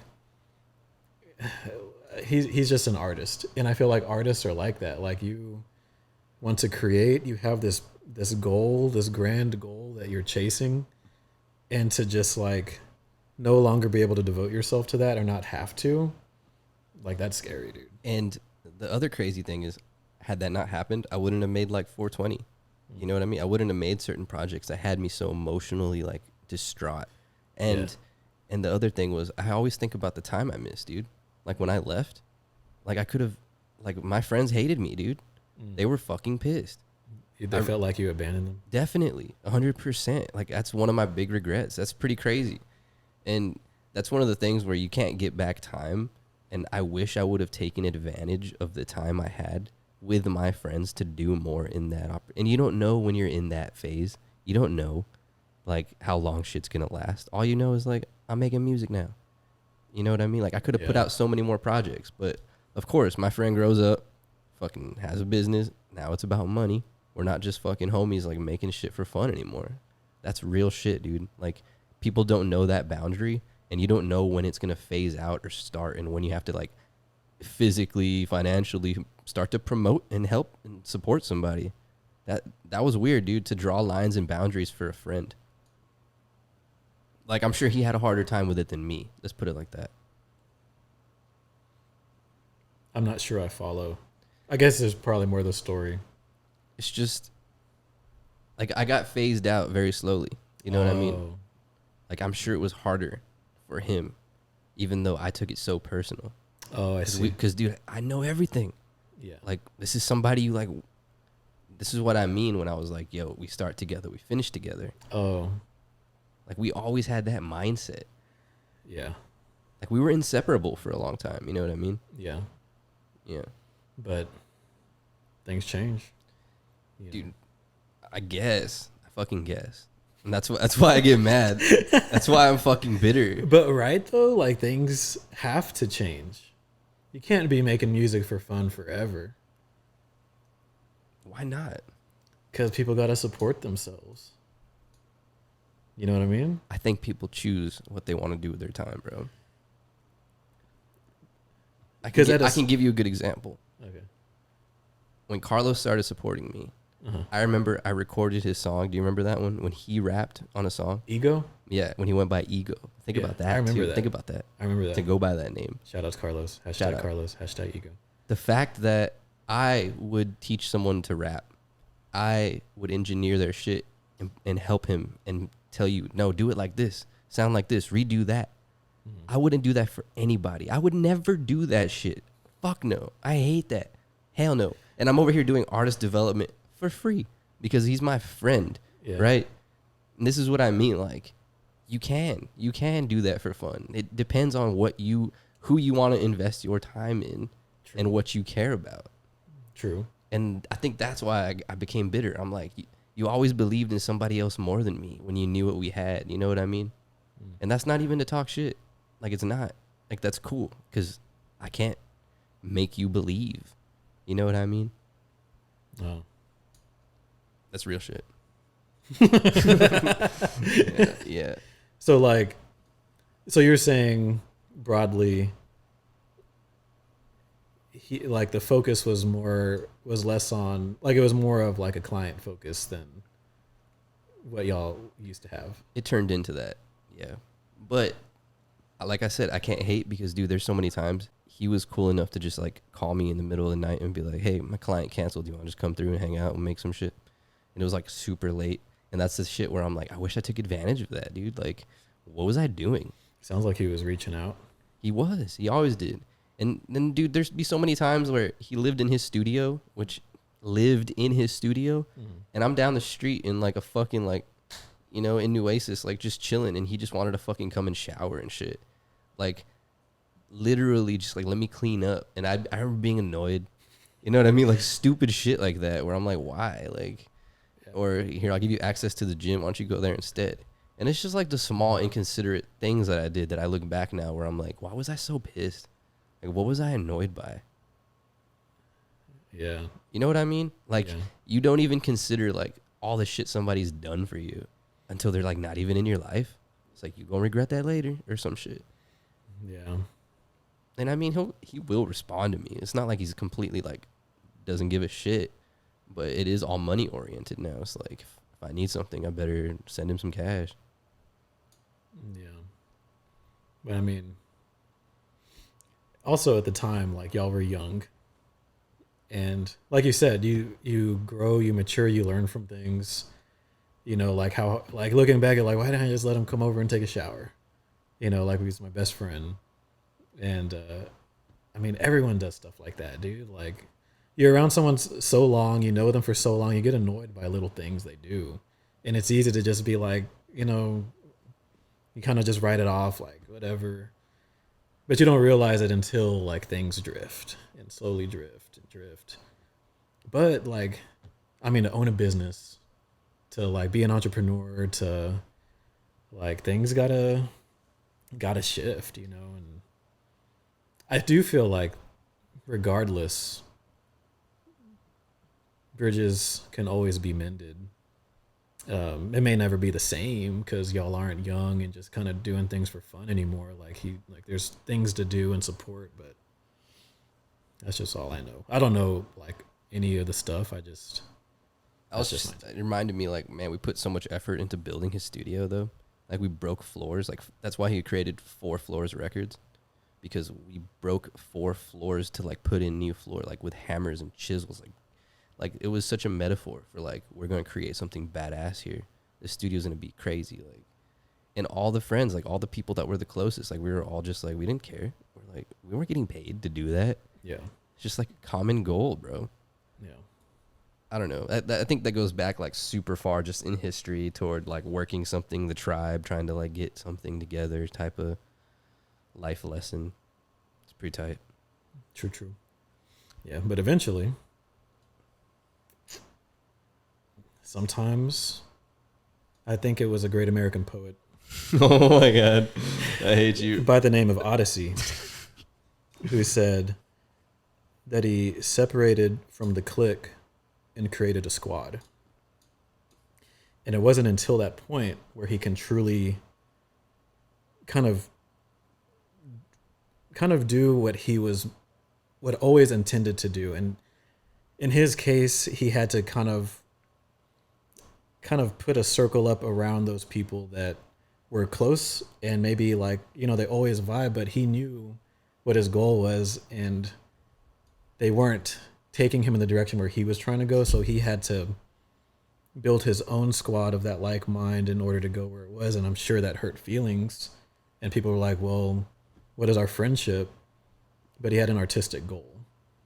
And you can never achieve that unless sometimes people get cut off and then feelings get hurt.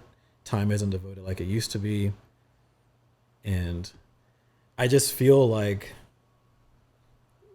there's a reason, and there's a lot of other stuff like you leaving. I'm sure things got iffy and taking each other for granted and whatever, but at the end of the day, like y'all are both still doing y'all's thing. He's doing his thing. He's working towards something. You're working towards something. And it's just all about y'all's goals. Yeah, I did learn a lot in the time that separated anyway, to be fair. I was going to ask you, have you ever thought about making a business? Have you owned one?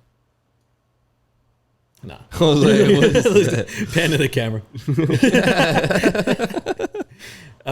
I've thought about it. I'm glad I didn't, though. Here's why.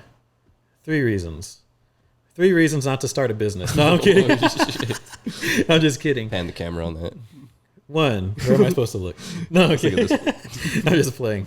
I've thought about it. Like I've done a lot of freelance. I've partnered with like old colleagues and have done projects and whatever. Like I've done stuff with, and it's mostly been small stuff, but I've done stuff with like San Antonio Spurs, like Holt Cat, like nonprofit, like Keep Mississippi Beautiful and like other stuff. But it's always just been like one-offs and then it would be recurring. But the thought of like opening my own business, well, first I've read once and it stuck with me. Like to leave your job, your full-time job with stable benefits and a salary, essentially before you can take that leap, you're probably going to just have to work 2 jobs and just work full-time and then build, freelance. Yeah. And until you get to the point where you can just ditch the full-time job, you have a foundation. And that's what I've read and it just stuck to me. It was just one article. But like I just didn't want to devote so much time to work. Like I was already tired just working my full-time job and then doing the one-offs. Like I want free time and to not only that, but to just be in the gig space for me and to have no benefits and then rely fully on like my hustle. And not even like tax purposes, you wouldn't even think about it. Well, I'm sure your girl would help. Well, we do file like my freelance stuff the past couple of years, and it just like really puts us in the deficit. So it doesn't help. I'm not making enough income off of it to make it helpful.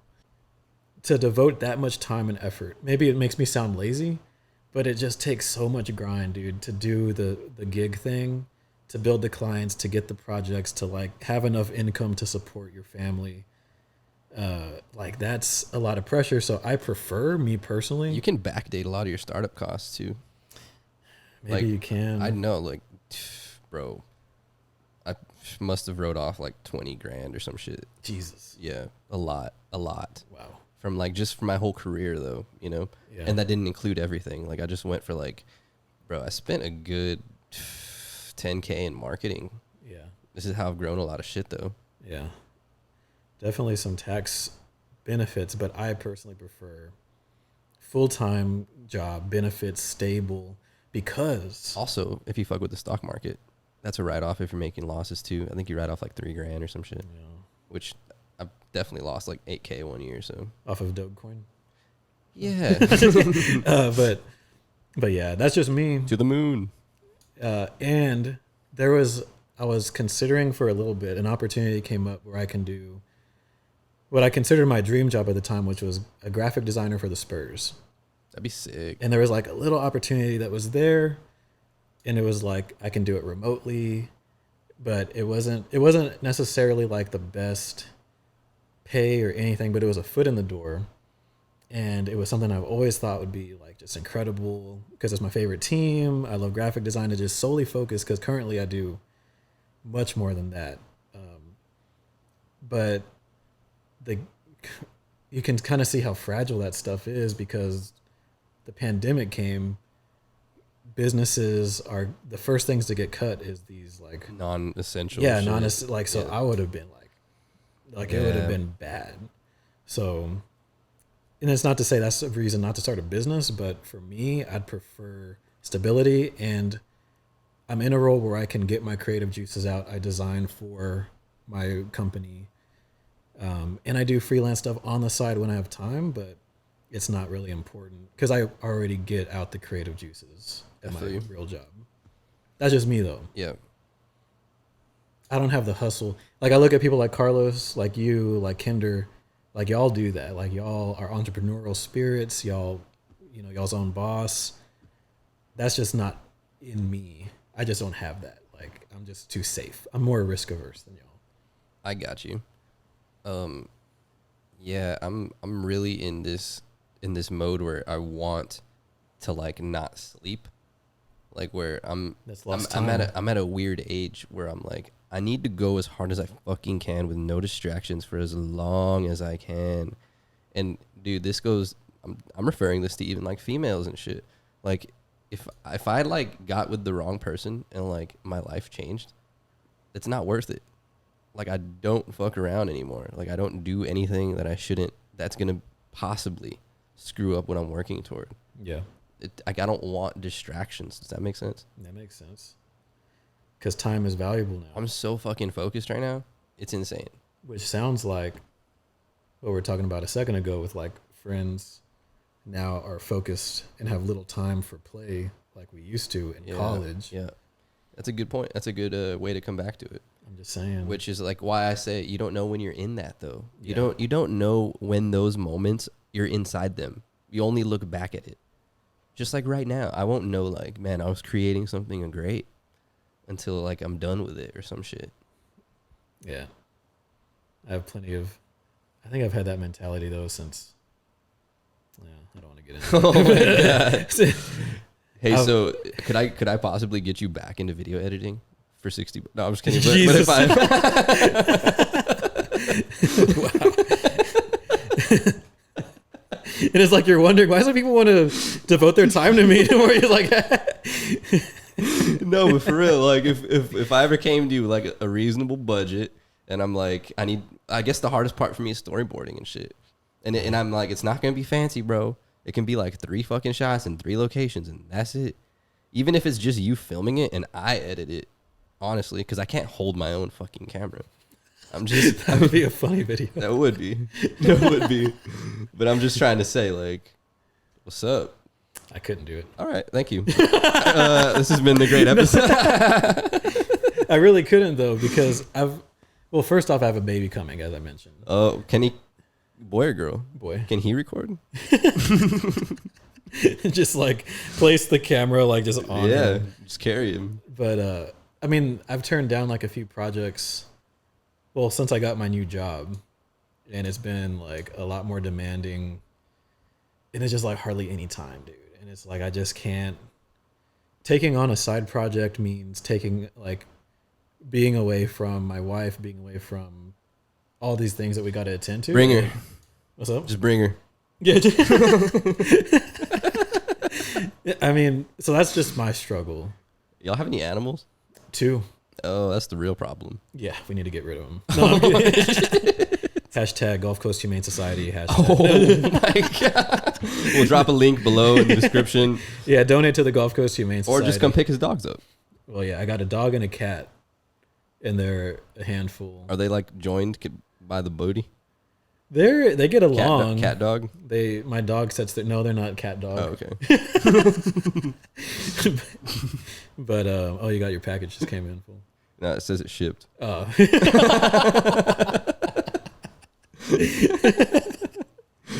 Oh man, but yeah, I mean, it was fun whenever we did stuff. Mm-hmm.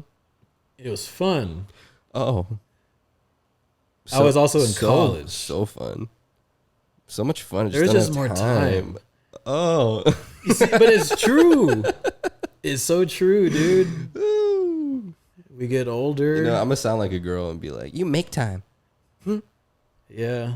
My wife was real like, oh man, like she was so excited for me to come here because I hadn't seen you in a long time. And so like it is important to make time. Mm-hmm. But for a video project, I'm gonna Very get paid, smart woman she is. I'm gonna get paid $60 for starting the retainer, $60 one time. Hey, here's for that thing you did for me that one time. But I think video is just a lot of work, dude. Like, that's why I said just filming. I don't want you editing, so just make that clear. I would just. I don't even have equipment. I do. What the fuck are you talking about? Like,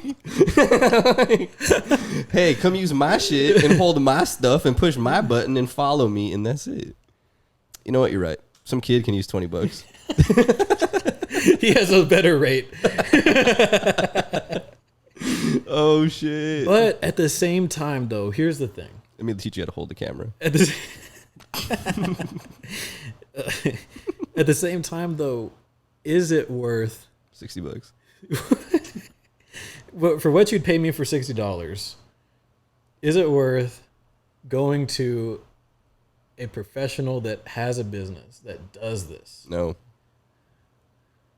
Because this is what they'd be able to dedicate. Yeah, no, that's fine. You see what I'm saying? But like I said, the people you start with, you want to finish.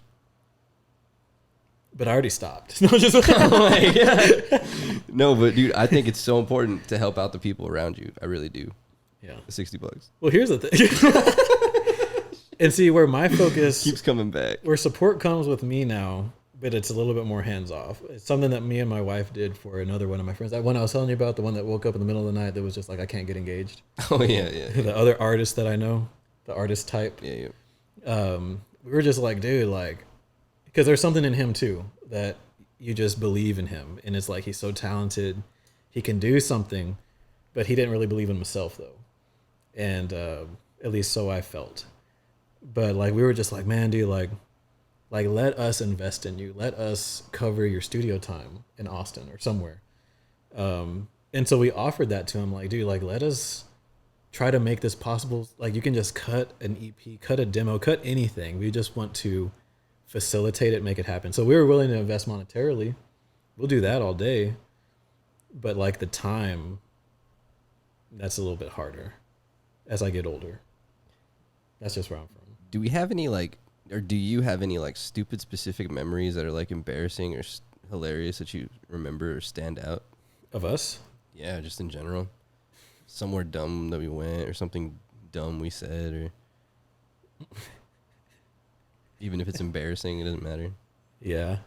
There's a few. Well, there was that Illuminati one that was funny to me. There was when you were showing me your catalog, and you just have highly offensive usage of the N-word.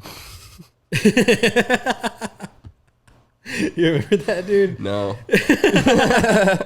You had this one hook, dude. Oh, yeah. You know what I was talking about. Getting rich. Yeah, and it was just repeating the N word like 4 times in the same bar over and over. I was just listening to it like, man, dude, like this would not be good, dude. Like, you can't release this, man. Like, it's just so offensive, I remember dude. Dusty lectured me about that. Did you show him that track? No. No, this was like just for selling out. He's like, why do you have to use that word? Yeah, it can probably be. Minority, okay. Anyways. But it's not the same. Is that the only one, though? That was one of my favorites. I'm sure there's others. I think it wasn't like we didn't really do anything like ridiculous. Every time I'd go over, it was like to listen to your music or to work on a project or something like that. Like it was just all about the music.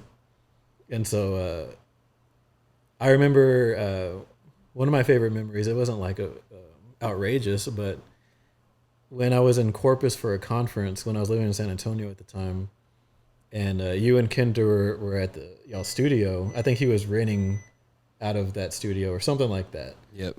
And y'all were working on, I think it was auditory hallucinations at the time. And I was like, yo, like, I'm in town, like, what's up? And you're like, hey, come to the studio. And I walked over there, and y'all were previewing me some of the tracks, dude. And I remember there was 2 songs in particular where you played, man, what was it called? It was like very like cinematic, like intro. I forgot what track it was. One of the early tracks on the album. And I remember just listening to what y'all made. And like, I just like turned to y'all and like, I just like had this face, or I was just like, you know what I mean? Like, I was just like in shock, like, wow. Like, it was just crazy to hear like what y'all are doing and like what y'all's output was. So it's just really cool to see that, like the y'all's artistry, you know what I mean? From someone that appreciates it. Yeah, you're in the midst of it all. Yeah. Like in the creative process. Yeah. I felt like that with the observing, like seeing Kin and Dust like working together. I always felt like that for a long time. It's a special thing. It is, dude. It is. Like people don't, I don't think you really take that to heart. The fact that you can observe is like really valuable as well. You don't have to just create. Yeah. And I think the power of encouragement. I mean, you can get inspired just by watching. Yeah. Because it takes a lot to show someone something. Because there's a degree of vulnerability when you're showing someone what you've made. It's true. And a lot of times I feel like the assumption is this is going to be ass. And even if it is, dude, it's like, you know, like to I've seen people like discourage people, you know, like, and it's like, why? You know, the fact that they're even showing you their stuff is like, the fact that they did something for $60. yeah. The fact that I, you know, but for real though, you know what I mean? Like, cause I know like I believe it was a great American poet by the name of Median from North Carolina who said, everyone deserves to be felt revealing themselves. Mm. You know what I relate that to is everybody deserves to hear themselves on a microphone and know how their voice sounds. Oh yeah. And a lot of people don't know what that sounds like or feels like. And everyone will say the same thing. Is that how I sound? Yeah. 100%. Yeah. Mm-hmm. Anyways, any wrapping points before we wrap this up? We've been going. How long have we gone on? Almost 2 hours. Wow. Yeah. Time flew. Time capsule here. Definitely do a part 2 sometime. I got nothing. I think we're done. It's Saya just joined. Hi, Saya. Well, Hope I pronounced that correctly. dope. Yeah, we're ending. Wish you all the best with your wife and hope you have a healthy child, bro. I know that's important. Your life is going to change. It's pretty crazy. I think it's insane that like now you have to care about something more than yourself. That's pretty crazy, dude. It's very crazy. It's that real life. Y'all thought of a name yet? Jackson with the X. Oh, Long story. Dang. X. Rest in peace, DMX. No, it's not for DMX. Oh, I thought it was a wrestling reference. No, well, we didn't even get into this, dude, but it's an extremely long story relating to identity. X, Malcolm X. It's a non-binary kid. I get you. Nah, but there's meaning behind it, and But yeah, Jackson with an X. Dope. When's that coming? June When you 27th. dropping that baby album? June 27th. Hashtag DJ Screw. Hashtag SUC. Oh yeah, you said that. I forgot. Well, not on the. Oh, did I? Yeah, you said. Man, that was like 2 hours ago. DJ Screw. Oh my god. With that being said, dope. More Than Rich podcast. Jameson, my guest. It's been a pleasure. I am Joe Cat. We are out.